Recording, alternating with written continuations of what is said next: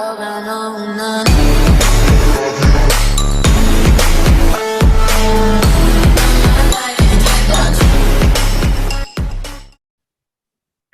welcome to the Nasboys podcast.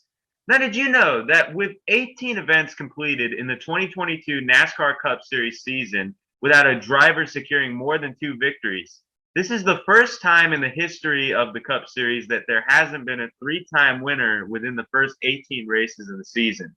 That is really crazy and shows how competitive this car is making the racing. So anyways, guys, welcome to the Nasboys podcast. I'm your host, Mike, a.k.a. Mike Fan 101, with my good friend and co-host, Christian, a.k.a. Savage NASCAR. What's up, everyone? I hope you're all having a great weekend. I hope y'all enjoyed y'all's 4th of July. And yeah, we got plenty of topics to discuss about today. And looking forward to our discussions. It's going to be great. Yes, hope y'all had a great 4th of July. You guys spent it with family and friends, or doing whatever. I unfortunately had to work, but it's okay. Let's get down to talking about the Xfinity Series. What did you think of the race at Road America? Both series were obviously at Road America. What did you think of this 4th of July weekend? It should be on NBC, not USA Network. But yeah, it was a good racing this weekend, I'll say. But I thought the Xfinity race was better than the Cup race, actually. And I did see most of the Xfinity race before I had to go to work. And the Cup race I had to get off of another website. But for the Xfinity race, Kyle Larson pretty much dominated. I mean, I don't think we knew that he was on the entry list during last week's episode. But he was dominating. He led the first 2 stages, or one of the first 2 stages, and it looked like he was going to pull away and get the win. I know that I had Justin Allgaier winning that one. He struggled throughout that one. He kind of fell back to the back. Then he worked his way up again. I think he finished, let me see here. He did finish in 12th. Not the best for him. And I did think Josh Purdy's going to do well. He ended up finishing 3rd. But, of course, there was a huge thing that happened during the race, which we'll talk about shortly, about with Gregson, with the incident involving him causing a huge pileup, which was about 13, 15 cars, which is pretty ridiculous. If you haven't seen that, here it is. Josh Perry in the 8. No. Slammed into the side of him, and he spins. Sage Karam into the wall. What a move by that yellow car of Jones to miss the wreck, and here comes the rest of the field. They can't see. It's smoke and dust all the way across. More coming in too fast, and more contact. A huge impact to Tyler Reddick in that 48. Driver. But Ty Gibbs, I got to give him his props. That was the cleanest racing I've seen him do of his career in the Xfinity Series, and he did it well. I knew that he would probably be pretty strong because he was very good at Portland, and he seems to be really good at road courses. So props to him. Kyle Larson kind of slipped up there in the final lap, and that allowed Gibbs to get by him for the win. America. See Larson blocking a little bit. And that defensive move kind of opens the door. The 54 goes to the outside. Will he cross him over? He puts the bumper to the back of him. Now, another piece of contact. Ty Gibbs got into the right rear quarter panel. You heard him lift, though. Larson misses his corner again. Ty Gibbs underneath him. Ty Gibbs completes the pass. He's leading at Road America. And so much was made about aggression. The cleanest pass perhaps all year by the 54. So impressive pass in the Cup champ. To the point he had Larson in trouble. Could have stayed in the gas and spun him, and he didn't. He lived to fight another day and then passed him in the next corner. Here comes Larson. He fights back. A good turn again by Ty Gibbs. Now through 8. Coming up on the carousel, we've seen the 17 sliding almost sideways as he makes this big sweeping right-hand turn.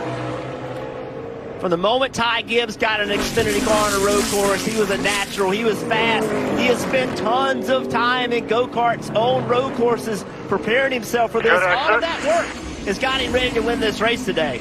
Here he comes. Ty Gibbs. Kyle Larson. Larson's closing the gap. Canada corner, the next big braking zone as they enter the backstretch. They have the kink and then down to heavy, heavy braking. That's where Gibbs is going to have to defend. Conservative through the kink, and that gives Larson a little bit of a run. Will Larson pull out a line? It's a great look. Let's see what kind of run he has. You mentioned it, Steve, a heavy braking zone. They're approaching right now. Larson trying to take advantage of it. Will he cross him over? He's to the outside now through turn 12. Still Gibbs with the advantage, and he pulls away a bit.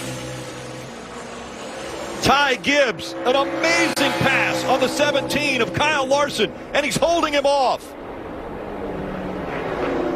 The final turn. Ty Gibbs up the hill. And an amazing run for Ty Gibbs. He's going to win at Road America. Going before they got to the giant bridge. So Gibbs gets yet again another win. And I think this is Gibbs' like fourth or fifth win of the season. Fourth of the season for Ty Gibbs, and a lot of surprises up towards the front because of the big wreck that happened. We saw Austin Hill get fourth, of all people. Preston Pardis get 11th. Ryan Sieg's had plenty of experience at this track. He got a top 10. What did you think about it, Mike? Well, I did not watch the entire race, but I did manage to watch the final 18 laps. And I got to say, it was some pretty interesting racing. Within the final 18 laps, we saw Kyle Larson. He made a great move after the restart. He found a hole, managed to put himself through the hole and not wreck anybody, which is a testament how good of a race car driver he actually is. But he did screw up a little bit with the Ty Gibbs thing. At first, I thought Gibbs put the bumper to him, but he got clean by him. I think he got a little bit of the air, went right past him. It was definitely a great move, and he held him off, and that's absolutely insane. Now, I'm not the biggest Ty Gibbs fan. I think, he is a little whiny, but the kid is definitely a great race car driver. No doubt about it. I think that he needs another year in the Xfinity Series, and that's what's going to happen with, obviously, Martin Truex Jr. coming back to the number 19 car. But the topic that I really want to talk about is the whole Noah Gragson debacle. You already saw it on the screen, and here's my take on it. I think Noah Gragson is the biggest clown in NASCAR for that move. He was upset because Sage Karam was like running him in the grass. And okay, I get it. You're frustrated that you're racing hard and he's running you into the grass. I get that, but don't take him out in the middle of the corner, because he ended up taking himself out. He broke the number one written rule in stock car racing, is to not wreck yourself. And he wrecked himself still. And I didn't think what Sage Karam did was too terrible. I mean, that's what happens at road course racing, especially at Road America, where it's a tight surface. And we were seeing similar stuff to that yesterday, or not yesterday, but Sunday in the Cup Series. Yeah. And nobody was getting mad. Nobody was trying to go punt each other out of the way in the corner. Noah Gragson is a big baby for that, and he showed no remorse to that. And Brandon Brown could have been hurt. Fortunately, he was okay. And there was a lot of other cars like Myatt Snyder and some other drivers that I didn't see everybody in the wreck, but I just saw like how big of a wreck that was. And it ruined a lot of people's days. Now, I want to give a huge props to Sage Karam. He handled that interview with class. Yes, you could tell he was very upset about the wreck. I don't blame him at all, but he didn't whine about it. He didn't want to go punch Noah in the face. I mean, I'm sure he did, but he didn't whine about it like some other drivers would have. He handled it professionally, but still managed to speak true facts about Noah Gragson, saying that's why he's an unlikable driver. That's why he has a bad reputation in the Xfinity Series. I think Noah just got confused and thought we were in a corner, but we were actually on a straight line. So I'm not really sure. That was we got really lucky as far as all the drivers that were involved in that to not have anybody get seriously hurt, because that was ridiculous. I've never been turned into on a straight line like that in car racing ever in my life, and he just flat out turned to the right, and out of pure frustration, it's ridiculous. And I think he tried to take officiating or whatever into his own hands, and you can't be that that heated while you're driving a race car. And unfortunately, he let his emotions get the best of him today. And but I've seen that with him, and he walks around like he's like the big man on campus around here and everything, and then he does stuff like that. It's just not a good role model. He is. Do you have any plans to talk to Noah? I mean, I think a lot of people have already spoke to Noah. I don't think Noah is going to change. The short time I've been in Xfinity racing here, I have not heard a lot of great things about Noah, and he has not shown a lot of great racing with me on track. So I'm not sure if we can change Noah. I think this is something that Noah needs to take a look in the mirror, and he needs to look at himself, and he needs to want to make a change himself. And it was very interesting to hear that, and for him to even comment on our NASCAR onboards page saying unreal, along with his team owner, Tommy Joe Martin. So props to Sage for that. Yeah, I mean, the whole situation is pretty crazy with Noah doing that. I mean, yes, he did get forced off the track a little bit, but I mean, if we saw that, like you said, we've seen that throughout the weekend. Some guys just went into the grass. It's going to happen. With Gregson, I feel like one of the big things involved with this situation was, why wasn't he parked? Why wasn't he penalized for what he did? I am wearing a Junior Motorsports hat right now, but y'all know I'm not biased, and he should have been either parked or penalized for that. He turned him straight on a straightaway. Now, then again, we've seen plenty of drivers do this before on road courses, dumping other people on purpose. I think the reason why this one's more severe is because of how many cars it took out. It was right near the bridge, and there was like 13, 15 cars involved. We saw a lot of huge hits, like Brandon Brown took a huge shot. I know Tyler Reddick was in the wreck as well. There was Brett Moffitt. A lot of good cars that were involved in this wreck. And Sage Karam, he's raced in open wheel racing, and I'm sure he was pretty surprised that he got dumped on straightaway, because they're not used to having that happen in open wheel racing. And he was like, "Oh no, he acts like the big man on campus." I mean, that is true. He kind of does act like that. So maybe Jeff Burton was right about Noah. I mean, remember what Burton was saying about Gregson at Charlotte and how everyone was clowning Burton? Now people are realizing, and I don't dislike Gregson. I do think what he did is very stupid, and he definitely was the clown of the weekend.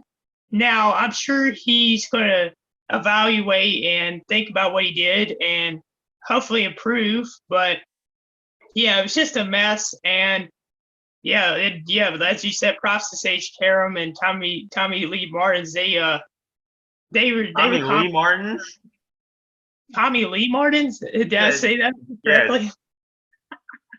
Yes. Oh man, I keep thinking the wrong. Sorry, Tommy Joe. I didn't mean Lee, I meant Joe, but allow it. It's early in the morning. But so it's cool to see Tommy and Sage like talk about the wreck in our comment section, and I guess talk to some of the people even as well that replied and tell them the full story as well. So yeah, quite the race, I'll say. A lot of controversy as well. Yeah, definitely. But the only part that I disagree with, you said Noah Gragson should evaluate or is going to evaluate himself. No, he's not. Like I said, he doesn't care. That was one of the biggest D-bag interviews in NASCAR that I've ever seen. I mean, I guess he forgot the 3 times he would throw it off in the corner, door us, and run us off the racetrack. So eventually you get sick and tired of it. I hate people's stuff got torn up, but I mean, 3 times is a bit ridiculous just today, and then not including the past. So I take responsibility. I hate it for his guys, but we're fighting to race for a championship here, and just really over getting run over. So and he's not going to do that. So whatever. He should get parked or suspended. I completely agree with that. We saw Kyle Busch dumping Ron Hornaday, and he got parked for the rest of the race. But Noah Gragson does basically the same thing, and he doesn't get parked. That doesn't make sense. Probably NASCAR wants more ratings. But anyways, let's take a look at what you guys have to say. 43% of you said great. 57% of you said good. None of you said man, such okay, and none of you said bad. Henry24257 says, didn't see most of it, but entertaining final laps, 8 out of 10. Gotta agree. He says about the Noah Gragson thing, I couldn't tell. I think over-aggressive move on Karam. Yeah, a lot of people were saying that Karam did that, but I still don't think it was warranted to dump him in the straightaway. I mean, No. if you want to get revenge on him for putting you in the grass, don't do it on the freaking straightaway like that. Do it when there's no other cars, or not the straightaway, the corner. Do it when there's no other cars. You're on a straightaway and get him then. Don't ruin other people's days just because you gotta be salty that somebody did something that other people do in the Cup Series. No driver of the day. I'm gonna give it to Ty Gibbs. Personally, I gotta say Kyle Larson because he led 31 of the 48 laps. But Gibbs is definitely the runner-up for that. All right, now let's take a look at the Cup race. What did you think of it? Cup race. Now, I always look forward to watching Road America races. I think it's one of the best road courses, but Sunday's race just wasn't as exciting. There wasn't a whole lot of excitement. It was pretty fun to watch, but there wasn't a lot of lead changes. And Chase Elliott, I mean, we knew that he was going to be strong. And I figured that something would happen to him. That's why I didn't put him in my fantasy lineup. But then again, he came close to winning, and he was led most of the race. I'm going to pull up here how many laps he led. He led 36 of the 62 laps from the pole. And I liked it. A lot of the pit strategy was really interesting because towards the end of the stage, a lot of the leaders would pit and pit with 2 to go in the stage. So a lot of guys that are farther in the back, they would end up getting stage points. And it ended up costing some people. I saw in our fantasy league, it cost them points, and it cost me some points too in stage 1. But yeah, it was very interesting seeing a lot of guys that were strong early just fade away. Let me think of an example. There was I think Chris Buescher. It wasn't Buescher. It was Ty Dillon. He was up there early. He ended up falling back to 20th. Same thing with Joey Hand and Kurt Busch. I don't know what happened to Kurt, but he was up in the front too for a good portion. He fell back. We saw Joey Logano and Kyle Busch. Ooh, they had a horrible day. Kyle Busch had probably one of the worst road course races of his life. He was 2.5 minutes behind Tyler Reddick. Same thing with Logano. Logano had been in instance throughout the race. He had really sent into that one corner, took him above out, and then right in that same corner, more trouble. Joey Logano gets in there a little too far. He's going to take out Bubba right here as both those guys spin right across the nose of the 45 car. A little contact that's damaged the grill on the 22 car right around the brake duct cooling. So we'll have to keep an eye on that as far as the 22 car being able to get them brakes cooled off.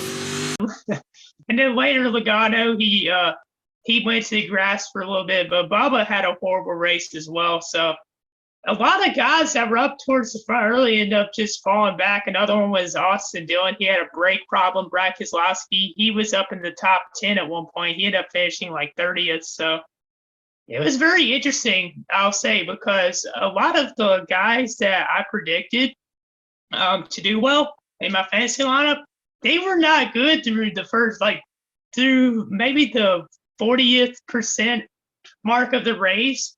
They were up, they were back in the 20s, and they worked their way back up. And it just was a very interesting race, I'll say. It's definitely one of the road course races where there wasn't a lot of excitement. There was a lot of passing, but you couldn't really see that on the broadcast because they just, for some reason, didn't have camera angles on some of the passes. But Tyler Reddick, congrats to him. I mean, I was hoping he would get his first win this year, and I predicted that he would. I just didn't know when, and it was really cool to see the 8-car go back to victory lane for the first time since 2006. And Reddick led 16 laps. He got by Chase Elliott towards the end and just ran away with it. But he pushes in there pretty deep. He's going to miss the corner. Here comes the 8 to the inside. A little bit of contact made. Can he get by him? They're approaching a left-hand corner right here, so the 8-car Reddick has the advantage. Now the 9's on the preferred line, but the 8's going to take the spot. Oh, it's so tight. To a quarter, clear. Now the 8 in the defensive position. The 9's going to try to outbreak him in the 8. Left side quarter, he's there. By himself. Great job by both Still there, drivers. momentum to you. Bumper, clear. Canada corner. Yeah, Reddick and Elliott were just the class of the field. You could tell they just pulled away from everyone else. Larson was strong. He got third, but he was still really far back. Same thing with Ross Chastain. Trackhouse Racing, yet again, proven that they're the team to beat on road courses this year, other than Hendrick. Daniel Squires got 5th. Ross Chastain got 4th. So there's a lot of drivers I also want to talk about, but I'm going to let you talk about your thoughts on the race because I've been rambling for the last 3 minutes. Yeah, I agree with what you were saying. It was not as exciting as like the Xfinity race was, but it was still a pretty good race. I really like Road America because you can still tell it's a road course, but they still go relatively fast compared to the other road courses. There wasn't really too much to like talk about, and then I had to leave during the final stage to go to work. But congratulations to Tyler Reddick. That is absolutely cool that he got his first win. He's been having some horrible luck. Auto Club, he had a tire go down, and then he hit the wall, and then he had to go to the garage. Bristol Dirt, he was just about to win, and then Chase Briscoe made a stupid move. Sorry, Christian. And then he wrecked Tyler Reddick and himself. It was stupid. Yes. And then there was another race. I believe it was the Coke 600. He had a vibration. And then he had to go to the back, and then he couldn't do it. And then Sunday, he finally got over the hump, finally was able to get his first win. So I'm very happy for him. The move was very impressive, too. It was kind of similar to the Ty Gibbs move. They were battling very hard, and Tyler Reddick took down the supposed road course king. So congratulations to him. That was absolutely cool to see. Yeah, for sure. And I know there was another guy I meant to mention that fell back at one point, Austin Cindric. He was back in like 30th at one point towards the beginning of stage 2. He worked his way back up to 7th. And Mike McDowell, I said he would do well in this one because of his experience at the track. He ended up getting 8th. But like you mentioned, it is a fun track because they are going faster on the corners. It's a longer one. It's 4 miles long. You go through the woods. There's just a lot of twists and turns, and that's one reason why I like Road America. I think it should stay on the schedule. I know some people hated on this race, and they said, it was so boring and whatever. I mean, if you go back and watch races in the 90s, there was some of those road course races where there was like hardly any exciting action, and that's just being honest. I've watched plenty of races like from Watkins Glen back in the 90s. There wasn't a whole lot of excitement, but there's plenty of passing, and it was very similar to like Road America was on Sunday. There's a couple of them that I watched that are similar to that. So I think Road America should stay on the schedule, and I know we talked about this a couple weeks ago, but it should stay on the schedule. I picked AJ to win this race. He ended up finishing 9th, but he didn't have the best car. It took forever to get his car going. And Kevin Harvick finishing 10th. Really cool to see yet again Harvick finishing in the top 10. But now he's out of the playoff picture. He's like 28 behind now of the cutoff line because of Reddick's win. So, man, Harvick, yet again, consistency. It just shows you the point system nowadays. You don't have to be consistent to make the playoffs. Like, you don't have to be consistent to be in the top 10 in points. But back in the day, you had to be consistent each week. And Harvick showed that he's been consistent. But then again, it's not enough. And that's one reason why I do not like the playoffs. And you know that. Yeah, I completely agree with that point on Harvick. It really sucks to hear that he might not make the playoffs. And also Ryan Blaney. If a couple other people win, or like one other person, I'm not entirely sure. If they win any of these races, and I think I have Ryan Blaney winning for Richmond. I may have to relook at that and make my decision. But if Ryan Blaney does not win any of these next few races before the playoffs, he's out. And that's going to be insane because Ryan Blaney had a good start to the year.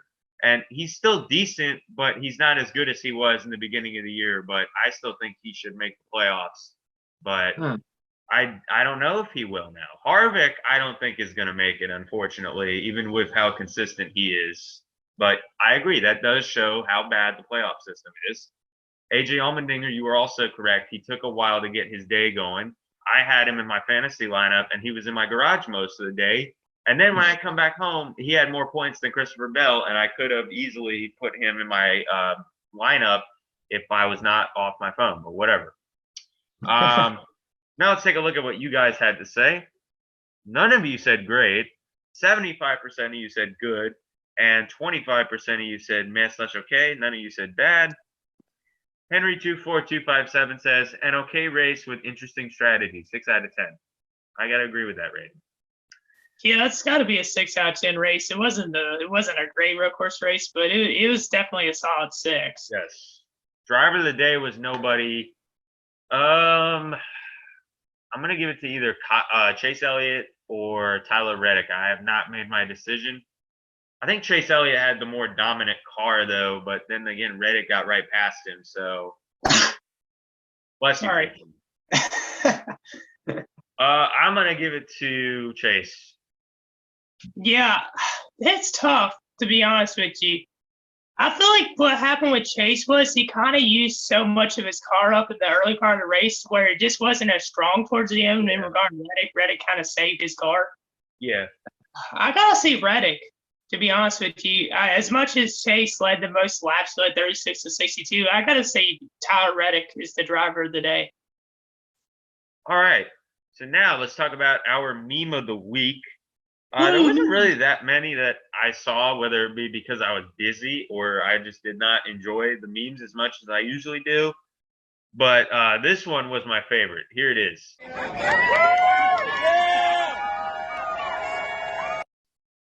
So for context, obviously, it's Noah Gragson dancing because he caused that massive wreck and making himself look like the man of the year. Yeah, Gregson definitely was doing the gritty there. Those moves were pretty lit. But I will say this. I feel like Gregson now, because of what happened Sunday, is now become the most disliked Xfinity driver of the year. It was Ty Gibbs. Now it's Gregson. So we'll see which one of them ends up becoming the most disliked at the end of the season. But, yeah, I feel like a lot of people really disliked that move by Gregson, and a lot of people really saw the situation how it was. So, yeah, Gregson definitely meme of the week and clown of the week. Now, there's a couple other ones I've seen too that are pretty funny, but I meant to ask you, Mike, what do you think about the meme I made about Joey and Kyle Busch? But this does put a smile on my face. No comment. That's what I have to say about it. Did I give it a like? I did not give it a like. Here's your like now, Christian. But yeah, no comment on that. Yeah, it puts a smile on my face to see them 2.5 minutes behind. But yeah, it's okay, Mike. To be honest with you, there's other drivers that finished over 2 minutes behind on road courses, so there's nothing to worry about. To be honest with you, I mean, Dale Earnhardt finished like 3 laps behind at Riverside a couple times, so it is what it is. Even the best drivers have a bad race. Yes, Christian, I know that. I mean, did you see Eric Almirola? He was out there too. He was right between Joe and Kyle at one point. Eric? Well, that doesn't surprise me. Yeah, Eric was 28th. So, I mean, he was really bad too. So, it is what it is. But I guess now we could is there any news going on right now in the NASCAR world? There hasn't been a whole lot of stuff. Not really. I think we've covered most of it except the Trackhouse thing a couple weeks ago, which I think is pretty cool. I see that Alpha Prime Racing, I'm reading here about Alpha Prime. Now, is Alpha Prime is the team of Sage Karam and Tommy Joe Martins? Correct. Okay, it's owned by Tommy Joe Martins and Caesar Barcarelli or whatever his name is. Oh, yeah, Caesar. Yeah, I follow Caesar on Facebook. Me and him were actually Facebook friends, which is kind of funny. But I saw that there was this new paint scheme for the 48 car at Atlanta that was really cool. It's called the Static Scheme. I don't know if you've seen this, but if you have it, I'll send it to you right now. Could you send it to me just to try to jog my memory a little bit? Yeah, I'm sending it to you right now. It's very odd looking. It's kind of cool, but it looks like something you would run at nighttime, not like for a day race. Oh yes, I did see this scheme. Yeah, this does look more like a nighttime car, but I like it. I think the blue and the purple looks pretty good together. I'm gonna give that a 7. Just because of the I don't know if that's a character sound on the front. It kind of makes it look a little bit like but I like the colors. For me, it's like an 8 out of 10, in my opinion. Now another thing I wanted to bring up was USA Network, the ratings. Wasn't the best ratings on Sunday, but still had a solid viewership. But USA Network has a lot of the races upcoming, which means I can't watch them.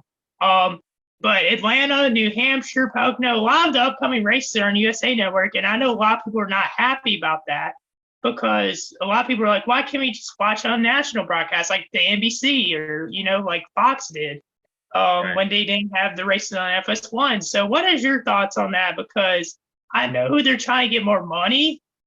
So we know this. NASCAR's trying to get more money and everything. But what is your thoughts on it being on USA Network? Do you even have USA Network? Well, the good news is I do have USA Network, but if I didn't have USA Network, like a lot of NASCAR fans don't, I would encourage you to watch it on a Twitch stream. Now, I can't remember the actual Twitch streamer's name, but during the Don't give him trouble. Don't give him trouble, Mike. Don't let them take him down. Okay, well, I just want to explain this like one quick thing. Good thing I do not know his name, so I can't be too much of a I do. Okay. Well, anyways, basically there is a stream out there. I can't remember the name. Maybe Christian knows. So if you want to ask him, you can in his DMs. It's at Savage NASCAR. It should be in the description. But yeah, they had like no commercials, and it was just a great view of all the racing. I had to watch the first stage for the regular season finale at Daytona last year because for some odd reason, NBC decided to air the Washington Commanders preseason, not even a regular game, a preseason game on national TV. And due to the fact I live in the DMV area, it did not show. When they could have easily just cut it off because it's stupid, and there's another affiliate with NBC Sports Washington. But yeah, Twitch stream, I really like doing that because you don't have a commercial. You can watch clear racing. There is commentary, but it shuts off when the commercials happen, but you can still watch the races. So if you guys don't have USA, I encourage you to look at Twitch to try to find the streams. And there are other streamers with the commentary, but that one, whatever the name is of that guy, is probably the best stream I've watched. But it really sucks that people can't watch it, and it really does hurt the ratings. But I understand that NBC has a lot of other stuff that they need to broadcast, like tennis. They have IndyCar. They have regular programming throughout the day. And I get that. They don't have as much. They have more than Fox does, and Fox has more room to put NASCAR on national TV. So overall, I understand it, but I still think it sucks for people like you, Christian. Well, I will say that, like, Twitch not every single race is on there. Like, the Xfinity streams get taken down quite often. I know there's a couple for the Cup race that got taken down, which then again makes sense because it's copyrighted. So we'll see if they're, I don't know what they'll do, but I will say this, that NBC's broadcasts we mentioned this last week, their broadcasts have been really good this season, or USA and NBC, because I saw them actually talking more about the cars and not as much doing skits and stuff. Yes, there was a couple things with the commentators, but I liked how they were showing more of the mechanicism side of the sport. And they showed that a couple of times with some of their graphics and animations they used that I saw pre-race and at one point during the race. So props to them on that. But that's all I have to say about that. Yeah, I completely agree with you. I think NBC is blowing Fox out of the water already because they're not doing skits. The only thing that they're really doing which is a little iffy, but I like it better than the skits, is with Rutledge Wood and how he's going around the sites. Like, that's cool, but at the same time, I want to watch the racing. And they had Dolly Parton on for the Nashville race, and they showed her like little interview thing like 5 times, and I was like, who cares? Just show the cars. And people were getting mad at me, but I don't really care. The only thing I dislike about the broadcast of our season has been the America's Got Talent ads. Yeah. I counted from what I watched on Sunday, there was 25 America's Got Talent commercials. Right. That is way too much. And I know they pay for the spots, but I was so annoyed by it that I was like, and I haven't watched America's Got Talent in years because it's sort of rigged, but I was like, I'm not watching it now. Thank you for disinteresting me, if that makes any sense. But yeah, I really like how the commentators, I think they're reading the fans' feedback because they've managed to lower the volume. It doesn't seem as loud. The commentators weren't really as annoying as they were because sometimes just some of the stupid things they would say, like about their fantasy teams and just like random crap throughout the race, it would get annoying. But they've managed to talk about the racing. I've loved Jeff Burton's insight. I've loved Steve Letart's insight, and of course Dale Jr.'s there. So that makes it really cool. But yeah, NBC definitely is blowing Fox out of the water, and I hope they get more races in the 2023 or whenever the TV deal has to be redone. Yeah, and MRN's been really good too.